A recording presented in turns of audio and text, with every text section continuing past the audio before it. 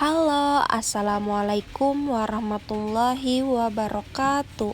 Perkenalkan, nama saya Welpa Adelia, NIM 181216228, absen 4 dari kelas 5C PG PAUD. Di sini saya membuat tugas ujian akhir semester dengan mata kuliah Pendidikan Inklusi, dosen pengampu Bapak Muhammad Dani Wahyudi, SPDI MPD. Sebelum memasuki kegiatan kampanye yang membahas tentang anak berkebutuhan khusus juga bisa berhasil dan sukses, di sini perkenalkan nama saya Welpa selaku sebagai moderator untuk membimbing kegiatan kali ini.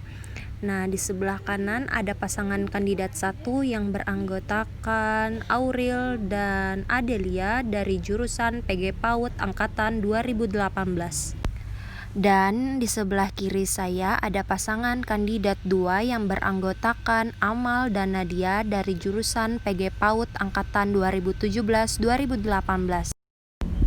Di sini kita akan membahas kenapa ABK juga bisa berhasil dan sukses. Sebelumnya, apakah ada yang tahu apa itu kepanjangan ABK? ABK yaitu anak berkebutuhan khusus. Nah, baiklah, kita akan memulai kegiatan kampanye pada hari ini. Siapa mereka atau siapa ABK itu? Kepada kandidat 1 yang mengangkat tangan, silahkan jawab. ABK merupakan istilah terbaru yang digunakan dan merupakan terjemahan dari Child with Special Needs yang telah digunakan secara luas di dunia internasional. Ada satu istilah yang berkembang secara luas telah digunakan yaitu difabel yang merupakan kependekan dari different ability. Dari 100 Special Children's in World hanya 70% dan 30%-nya diperkirakan ada kurang lebih 4,2 juta anak Indonesia yang berkebutuhan khusus. Nah, bagaimana cara mendeteksi ABK? Ya, kepada kandidat 2 yang mengangkat tangan dipersilahkan menjawab. Apakah ABK bisa belajar? Oh iya, tentu bisa. Adakah gangguan sensoris? Ya, ada, yaitu kelainan fisik seperti tuli, buta, bisu, dan lain-lain. Keterbatasan intelektual yang dimiliki yaitu retardasi mental. Apakah mengalami gangguan emosional? Ya, yaitu kelainan perilaku. Nah, dari situlah kesulitan belajar pada anak. Tapi tidak menutup kemungkinan untuk anak bisa berhasil dan sukses.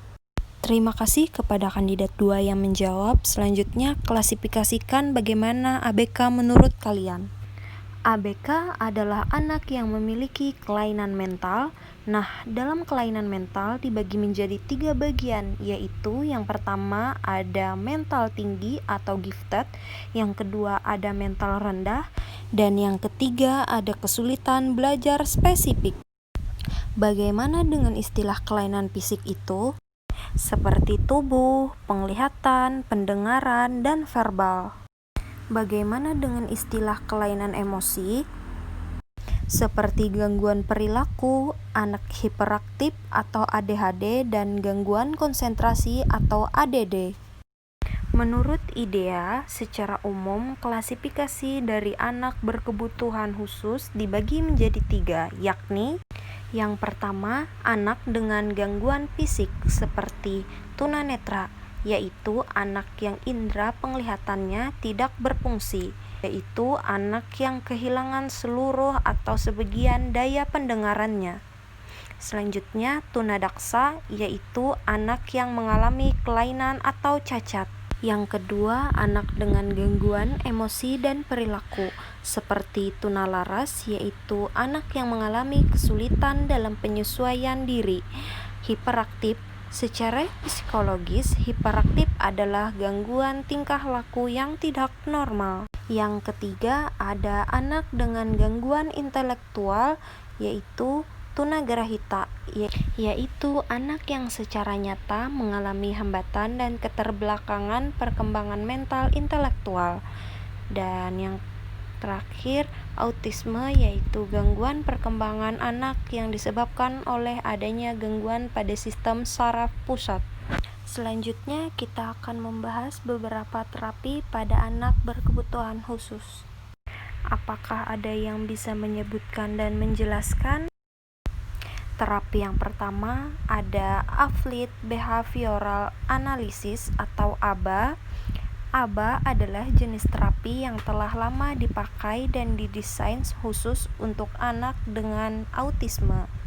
Yang kedua ada terapi wicara, yaitu terapi yang diperlukan untuk anak tunagrahita atau anak yang bermasalah dengan keterlambatan bicara.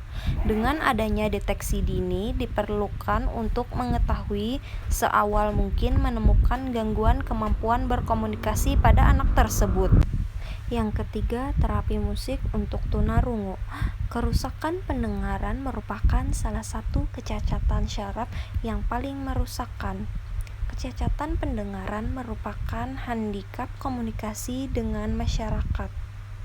Yang keempat, ada terapi remedial, yaitu terapi ini diberikan bagi anak yang mengalami gangguan akademis, jadi bahan-bahan dari sekolah bisa dijadikan acuan program. Kelima, terapi okupasi. Terapi ini diberikan untuk dasar anak dalam hal kemandirian, kognitif atau pemahaman, dan kemampuan sensorik dan motoriknya. Dan yang terakhir, terapi kognitif. Terapi ini diberikan bagi anak yang mengalami gangguan kognitif dan perseptual. Misal, anak yang tidak biasa berkonsentrasi, anak yang mengalami gangguan pemahaman, dan lain-lain. Misalnya, apa yang harus dilakukan oleh guru ketika anak ABK memiliki kelebihan dalam melakukan sesuatu? Apakah anak tersebut bisa dibilang khusus agar ia menekuni kelebihannya? Baiklah, kepada kandidat 2 yang mengangkat tangan dipersilahkan untuk menjawab. Menurut saya, peran orang tualah yang nomor 1 di dalam sini. Harus ikut memberikan dorongan atau nasihat agar anak-anak tersebut bisa maju meskipun ia memiliki keterbatasan IQ. Namun, ia masih bisa berkembang dan berprestasi lewat kemampuannya tadi. Nah, selesailah kegiatan kampanye kita pada hari ini. Baiklah, di sini saya akan membacakan kesimpulan pada pembahasan di kegiatan kita hari ini.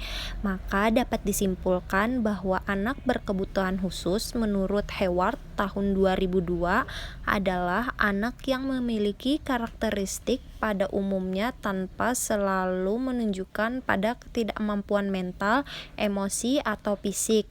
Anak dengan kebutuhan khusus dapat diartikan secara simpel sebagai anak yang lambat atau mengalami gangguan. Anak berkebutuhan khusus adalah anak yang secara pendidikan memerlukan layanan yang spesifik yang berbeda dengan anak-anak pada umumnya. Demikian kesimpulan yang saya sampaikan. Saya ucapkan terima kasih. Wassalamualaikum warahmatullahi wabarakatuh. Terima kasih sudah menonton video saya. Semoga apa yang saya sampaikan bermanfaat. Dadah.